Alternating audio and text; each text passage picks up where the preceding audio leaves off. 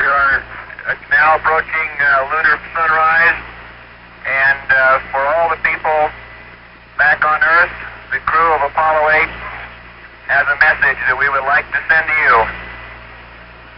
In the beginning, God created the heaven and the earth, and the earth was without form and void, and darkness was upon the face of the deep. And the Spirit of God moved upon the face of the waters. And God said, "Let there be light." And there was light. And God saw the light, that it was good. And God divided the light from the darkness.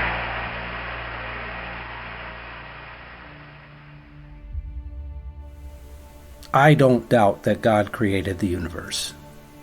I also don't doubt what scientists have learned and continue to learn about our universe. After all, science is just a formal way to unwrap our world and examine each tiny part with as much attention to detail as possible. Each new discovery shows us a little more of God's magnificent creation. Sometimes, when I'm out with my telescope on a clear night, I look up at the sky and think, I wonder what it would have been like when God said to Abram, "Look up at the heavens, count the stars if you're able to, so shall your descendants be."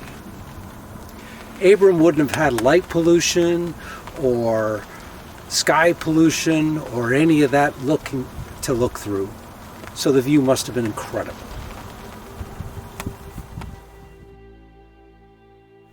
For sure, the Milky Way would have appeared brighter than we see it from Baraboo today, but Abram did not know that this river of light is actually made up of hundreds of millions of stars. Maybe it was God's little joke to make a promise that went so far beyond what Abram could ever imagine, let alone count.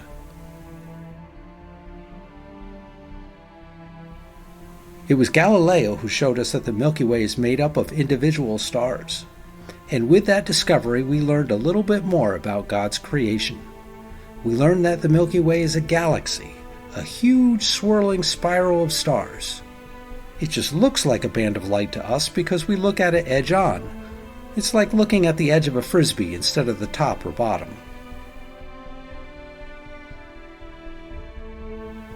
And from Galileo until the 1920s, just about everyone agreed that the Milky Way galaxy contained all the stars in the universe. Maybe God was amused by this idea, because God knew we were in for a surprise. Even now, on a clear night outside of town, you can make out this faint patch of light that looks sort of fuzzy. When astronomers looked at this and similar patches of light through their telescopes, some thought they were just swirls of dust floating in the Milky Way, but others disagreed. It wasn't until the late 1920s that Edwin Hubble proved that this fuzzy patch of light was indeed a galaxy as big as our own, but positioned so far outside our Milky Way that it appears to be small. It is in fact the Andromeda Galaxy, and it's the most distant object visible to the unaided human eye. And with this discovery, we learn that God's creation is much, much bigger than we ever dared dream. Who would have thought that this one tiny fuzzy spot in the sky would itself have as many, if not more, stars than Abram could ever see, even on the cleanest of his pollution-free nights? And there's more.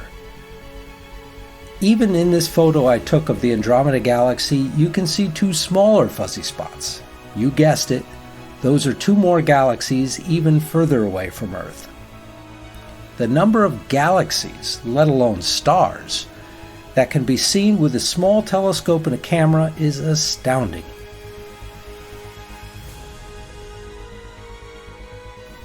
Then I think about our planet Earth, with majestic mountains, waterfalls, canyons, hills, plains, and oceans. And I look back at all those galaxies, even just the ones I can see through my telescope. And I wonder, what else is out there? What else did God do?